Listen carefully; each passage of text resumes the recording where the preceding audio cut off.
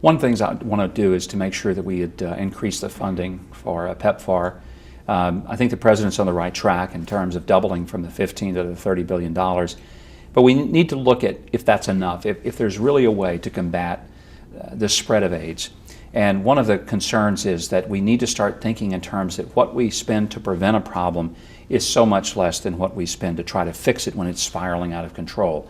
So the PEPFAR fund is one way to help us do that, but it always needs to be looked at to see, are we staying ahead of the curve, or are we just getting further behind it?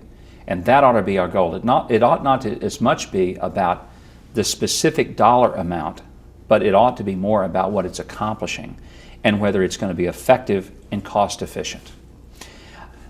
I think there are some other issues that we are looking at. For example, the GlaxoSmithKline malaria drug, which is very affordable, has dramatic effect.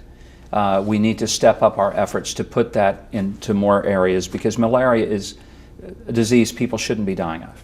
There's just no excuse for that. And one of the ways that we can perhaps prevent a major portion of it is to buy massive amounts of that vaccine and get it to the people who most need it.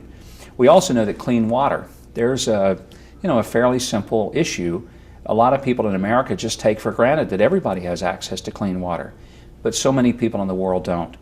It's perhaps one of the most powerful return on investment types of approaches we can take. For every dollar that we spend to provide clean water, we see $8 worth of value in terms of the prevention of disease and the quality of life.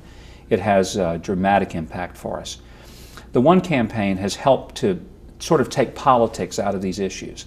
These aren't political issues. These go to the heart and soul of who we are as a human family. It's bigger than Democrats and Republicans and independents. It's bigger than Americans. It's a world issue. We can't do everything, but we ought to do something. And we ought to do it now, because doing it now helps a lot more people than waiting and having committee meetings and doing it later. So all of the various initiatives that the One campaign has put forth on HIV, AIDS, and clean water, microfinances, when you look at how many people could sustain themselves if they had a little bit of assistance at the front end. Most people really don't want a permanent handout.